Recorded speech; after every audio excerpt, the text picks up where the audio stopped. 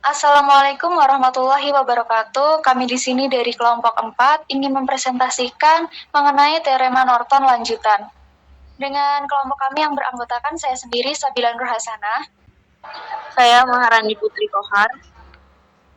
Saya Holisa Nur Hidayah. Saya Putri Terilia Ivana. Saya Bila Zafira. Saya Angelina Panesia Siombing. Saya Nurul Haki. Karena oleh Bintang Sukumurang. Baik, mengenai materi akan dijelaskan oleh rekan-rekan saya, silahkan.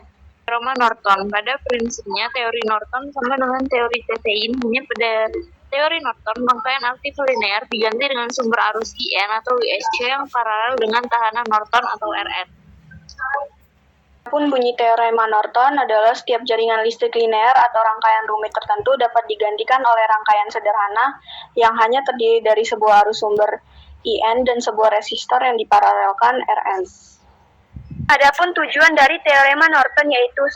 Untuk menentukan nilai-nilai sumber arus konstan Norton IN, resistensi Norton Rn, dan IL di rangkaian DC yang terdiri dari dua sumber tegangan. 2. Untuk menguji secara eksperimental hubungan nilai-nilai R terhadap arus dan tegangan dalam rangkaian yang mengandung dua sumber tegangan. Adapun langkah-langkah penyelesaian rangkaian Norton. Pertama, temukan dan tentukan terminal A sampai B di mana sebuah parameter diamati. Kedua, lepaskan komponen pada terminal tersebut. Buat short circuit pada terminal A sampai B dan hitung arus pada titik A sampai B tersebut. RAB sama dengan IS, C sama dengan N. Hal ini dikenal dengan Norton atau arus ekuivalen Norton. Ketiga, jika semua sumber adalah sumber bebas, maka untuk mencari resistensi ekuivalen ketika semua sumber dimatikan dan digantikan hambatan di dalamnya, RAB sama dengan Rn sama dengan RTH. Sumber tegangan bebas digantikan short circuit, sumber arus bebas digantikan oleh sirkuit. Ada langkahnya itu jika ada sumber tak bebas untuk memperoleh resistensi ekuivalen Norton dapat kita gunakan dengan rumus RTH sama dengan P0C per ISC sama dengan Rn. Selanjutnya juga ada untuk memperoleh nilai PMC pada terminal A sampai B, buat terminal tersebut menjadi open circuit dan hitung tegangan pada terminal tersebut.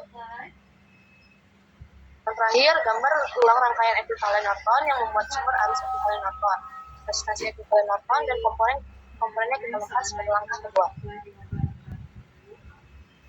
Waalaikumsalam warahmatullahi wabarakatuh. Baik, terima kasih atas kesediaannya. Kemudian di sini ada contoh soal. Tentukan rangkaian Norton untuk rangkaian di luar RL di bawah ini. Nah, untuk cara menjawabnya yakni yang pertama, RL dilepas dari rangkaian menjadi seperti pada di gambar. Nah, kemudian menentukan Rn-nya dengan menonaktifkan semua sumber dengan cara Rn sama dengan R2 dikali R3 per R2 ditambah R3. Nah, kemudian ditentukan nilai IN dengan menghubung singkat titik A, B. Nah, setelah mendapat nilai IN dan Rn, susun kembali rangkaian Nortonnya. Nah, di contoh soal yang kedua itu menentukan nilai arus I pada rangkaian di bawah ini dengan teori Norton. Nah, yang pertama itu kita memutuskan rangkaian yang berjumlah 4 ohm, lalu kita mencari dengan metode arus mesh, yang dimana kita menggunakan sistem KVL menggunakan loop. Nah, ada 3 loop. Yang pertama, loop 1 itu sudah diketahui, yaitu berjumlah arusnya 6 ampere, dan loop kedua itu dicari dengan sistem KVL. Nah, loop yang ketiga juga sama, dicari dengan sistem KVL. Maka dari itu kita mendapatkan nilai arus yang kita inginkan.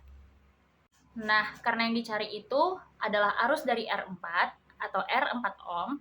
Nah, kita mendapatkan hasilnya yaitu 19/8 ampere. Baik, sekian presentasi dari kami. Kurang lebihnya kami mohon maaf. Saya akhiri. Wassalamualaikum warahmatullahi wabarakatuh.